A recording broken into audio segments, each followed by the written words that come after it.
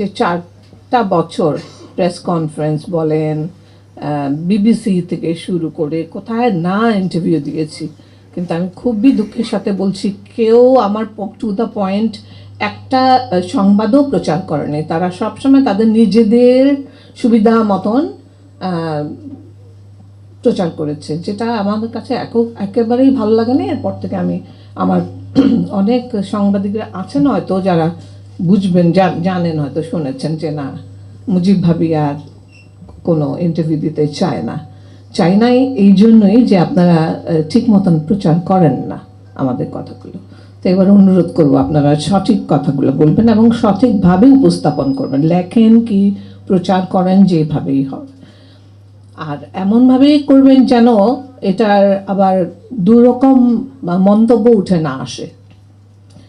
আমাদের যেটা সব বাচ্চারাও বলে গেল খুব চমৎকার করে, আমাদের আমি সব চৈত পরিবারের ভাবিদের তরফ থেকেই আমি রিপ্রেজেন্টেটিভ হিসাবে বলতে চাই যে আমাদের সবার আগে দাবি হচ্ছে যে এটা একটা স্বচ্ছ ট্রান্সপারেন্ট বিচার হবে, কারণ এই যে বিচারটা হয়েছে ওটাতে অনেক লুকোচুরি একটা ভাব ছিল।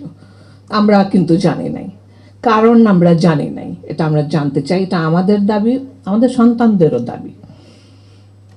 এবং এটার যে এই দিবসটার জন্য আমরা বলতে গেলে তিনবার আমরা ফর্মাল চিঠি দিয়েছি।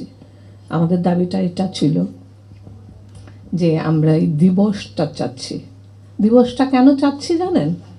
এটাতে আমাদের পার্সোনাল কোনো বেনিফিট নাই। আমরা আর্মিতে কিন্তু শহীদ পরিবার, আর্মিতে আমাদেরকে অ্যাড্রেস করাই হয় শহীদ পরিবার হিসাবে, কিন্তু আমরা কিন্তু বাইরে এটা রেকগনাইজ না। এটা আমরা অবশ্যই চাই, কারণ এই জন্যই দিবসটা হতে হবে।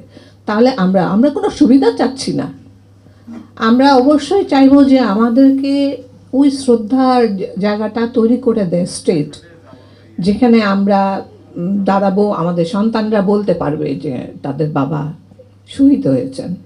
এটা অনেক বড় একটা ব্যাপার, এটা গভীরতা অনেক অনেক, এটাকে আপনাদেরকে উপলব্ধি করতে হবে। এর বিনিময়ে আমরা কোনো রকম মানে সুবিধা চাই না এটা। আর বাচ্চারা যেটা উপস্থাপন করেছে পয়েন্টসগুলো, এটা তো আপনারা জানেনই, আমি আর দুবার বলতে চাই না যে এটাকে কিভাবে পালন করা হবে, কি কি সম্মাননা দেওয়া হবে এটার জন্য। ঠিক আছে, এখন স্মৃতিস্তম্ভ করা হোক কি এই দিনটাকে বিশেষভাবে বিভিন্ন জায়গায় পালন করা হোক, সেটা তো পরের কথা। অনেক লম্বা একটা, মানে আমরা 16 বছর বলতে গেলে 15 বছর পার হয়ে গেছে, এই ফেব্রুয়ারিতে 16 বছর হয়ে যাবে। 16 বছর ধরে কিন্তু আমরা অপেক্ষায় ছিলাম এরকম একটি দিন আসবে যেদিন আমরা আমাদের কথাগুলো বলতে পারবো। এটা হচ্ছে আমার কথা, যে এই বিচারটা হোক। আমি খুব জোর দিয়ে বলছি বিচারটা হোক, এটার জন্য যা যা প্রসেস লাগে সেইভাবেই আমাদেরকে কেউ আসুক বলুক, আমরা আগাবো। আর যেতটুকু জানি, তো আমরা তো অলরেডি আমাদের উইটনেস কিংবা জানা যা যা আছে তা দিয়েছি। তারপরেও যদি লাগে অবশ্যই আমরা থাকবো সবাই। আশা করি যে এবার আমরা যে এতদিন যে আমাদেরকে চাপ দিয়ে রাখা হয়েছিল, মুখ বন্ধ করে দেওয়ার, ভয় দেখানোর, সব রকমের বাধা থাকবে না। আর সবচেয়ে বড় কথা হচ্ছে, আমাদের একটা বাচ্চা বলে গেছেন যে আমাদের বলার একটা যে দাবি জানানোর কিংবা মন করে কিছু বলার, এটারও কিন্তু একটা বাধা ছিল। আপনারা সবাই জানেন, আমি বলতে চাচ্ছি না কি বাধা ছিল। আমাদেরকে মনিটর করা, আমাদের ফোন করা, তো আমরা মোটামুটি একটা বলতে গেলে একটা বাধার মধ্যেই কিন্তু 16 বছর কাটিয়েছি। তো আমরা এটা করতে পারবো না, তো আমরা ওইটা করতে পারবো না, তো এত বাধা করে তো আমরা বলতে পারি না যে আমরা স্বাধীন দেশে বসবাস করি। তো এটা তো হলোই না, তাই না? আর সবচেয়ে বড় কথা হচ্ছে, ফ্রিডম অফ স্পিচ যখন নিয়ে নেওয়া হয় মানুষের ভিতর থেকে, তখনই কিন্তু এরকম একটা নৈরাজ্য তো সৃষ্টি হয়, এবং তখন এরকম একটা বিপ্লব আসে।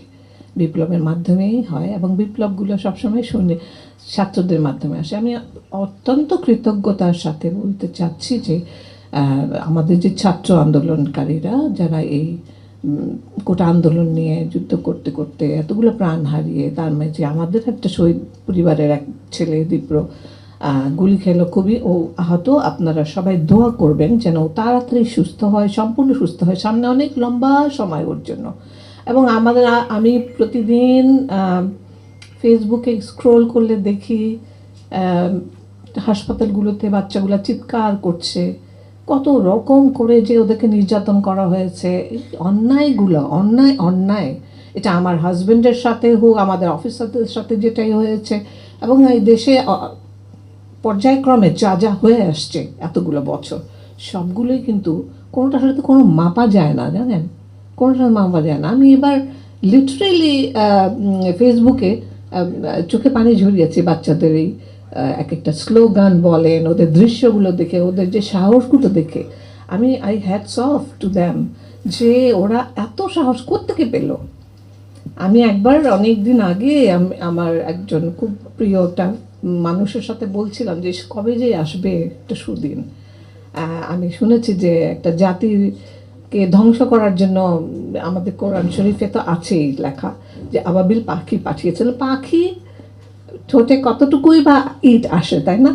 ওটা দিয়ে একটা জাতিকে ধ্বংস করা হয়েছিল। তখন সেই মানুষটা বলছিল, ভাবি আপনি চিন্তা করেন না, এই বাচ্চাগুলো, এই ছাত্রগুলো কিন্তু আমাদের আবাবিল পাখি। আমি কিন্তু সেই থেকে ওদেরকে আবাবিল পাখি